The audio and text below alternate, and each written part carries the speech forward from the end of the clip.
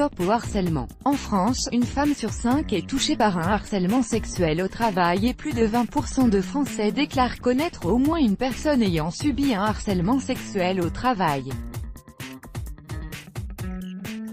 Malheureusement, nos enfants à l'école sont aussi touchés et bouleversés par cet acte qui peut conduire au suicide. Presque 61% des enfants harcelés disent avoir des idées suicidaires. Le harcèlement peut être défini comme une violence physique ou psychologique à l'encontre d'un individu qui est dans l'incapacité de se défendre dans un contexte précis.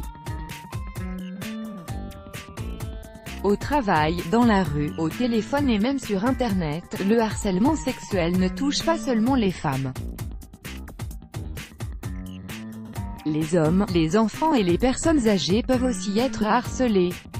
Le harcèlement peut prendre différentes formes, à savoir, le harcèlement sexuel verbal et physique, la moquerie, les rumeurs, les insultes, les menaces ou les coups.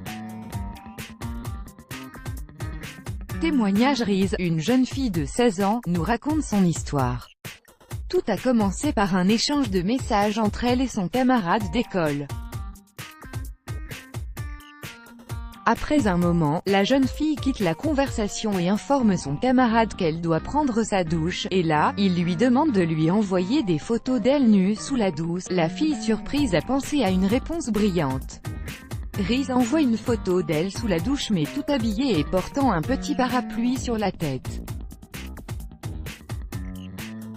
Après, elle s'est moquée du jeune homme et a partagé ses photos sur Twitter. Cette histoire est une bonne leçon aux harceleurs. Risque pour la victime, le harcèlement ou la peur du harcèlement peut causer des troubles du comportement, un isolement relationnel, la dépression, etc. Conseils pour agir contre le harcèlement.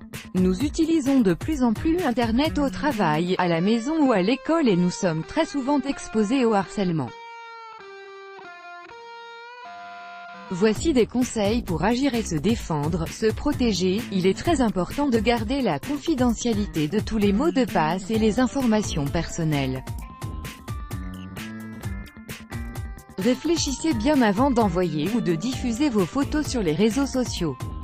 Se confier, demandez de l'aide et n'ayez pas peur de raconter votre expérience à votre entourage et ne laissez surtout pas la situation s'installer dans le temps. Porter plainte. Vous pouvez porter plainte contre votre agresseur. La loi punit le harcèlement dans toutes les situations. Pensez à sauvegarder les actes de harcèlement en guise de preuve. Let's block ADS. Why?